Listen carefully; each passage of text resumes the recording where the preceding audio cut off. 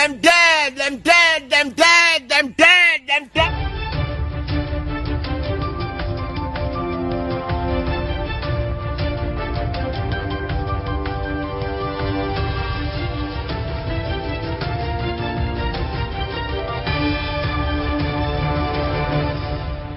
Welcome back to MyView TV, the people's platform, the home of undiluted news, reviews, updates, and your daily dose of entertainment. Don't forget to hit the notification bell, leave us a comment, like, share, and subscribe. I don't bring nobody forward in your cheer for me. Everything what you see up my natural talent. Let me tell you something. You see, when you know what to please the audience with, it's simple, me.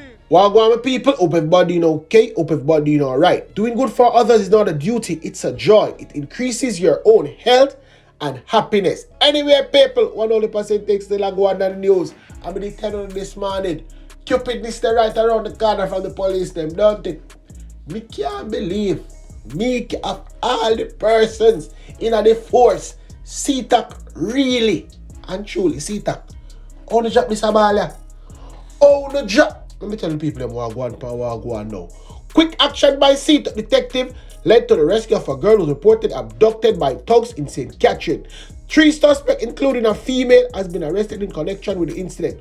Our news team understand that the victim was invited to a party in St. Catherine by one of the suspects. She was subsequently abducted and repeatedly raped. It is understood that she was found at a location in the Manchester Police Division during an operation. She is now getting medical attention. And only really I tell me, say, of all the police when they have been the force to go up on the operation and them send them a baboon there from Sita. Them baboon there, yeah. Them the Christian them said, because remember they are most Christian. You understand? We get bird for pick off and not pick them off. A pint so should not take. Yeah man. Them boy they should have look for God and GRUNG. And the girl. Yes. Exactly what me say. You understand? Only notice me from the other day. Every time them find the criminal them, the all cockroaches them, this side of them, and the police them nasty slap them way. Eh? And the people them say if you ask the police them say, yo, the woman they carry dog paw. What go on for she? Anyway, that is not my concern. But I ask the question for the people them because them say them can't get for action themselves. So them say the next time when Fitzbailey them have press conference, them want whoever can ask the question them, ask the question them.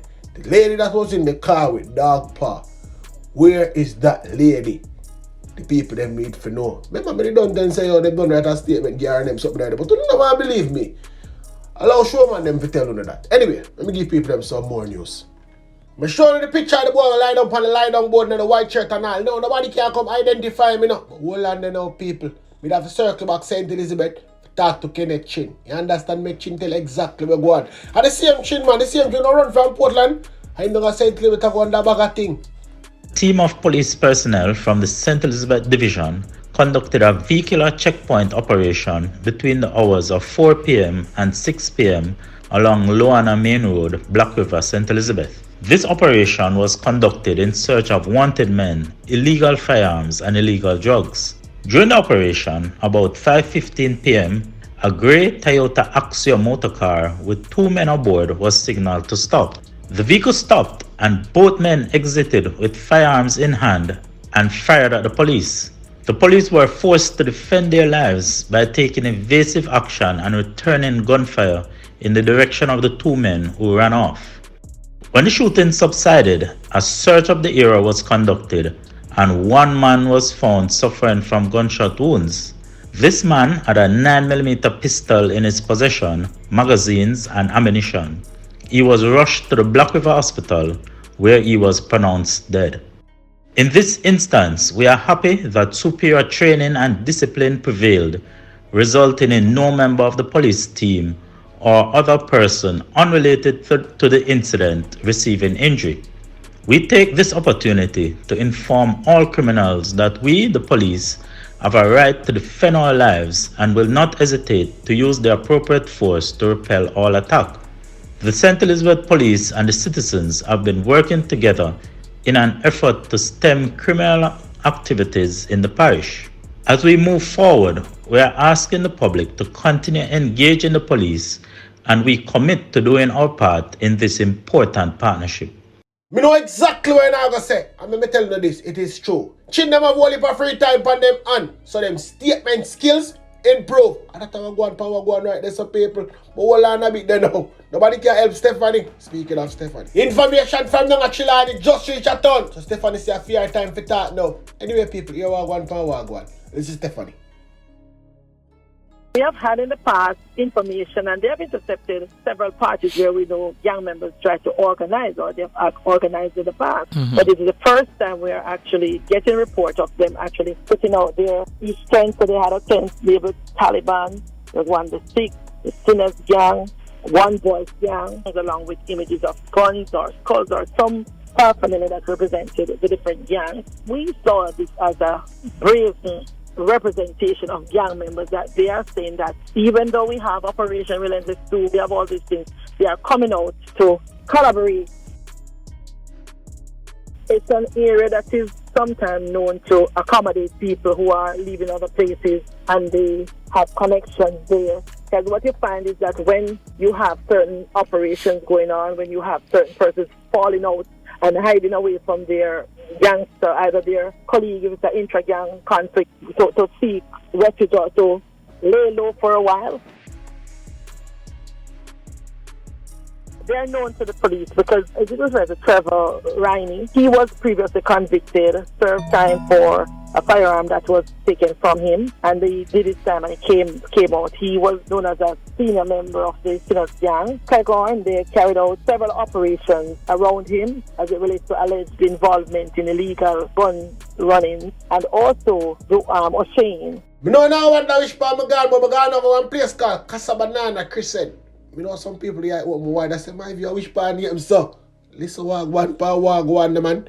Resident one their house demolished in Clifton Burner, that's in Catherine last week, as we see. Cease and desist order construction from at least March of this year. The revelation was made by Information Minister Robert Morgan. Yes, people.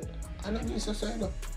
Robert Morgan, I'm a tough fact. Robert, come tell the people wagwan here, man. Over Casa Banana Crescent. That's what it is called. Casa Banana Crescent. Yeah. Cladsman them, sell the people them land and then sitting there, the people them know about the money, you know. That was whom it may concern. SDJ Holdings, and it goes into, you are therefore given notice immediately to cease all construction, fencing, and also similar activities on the property. This was from March 2022.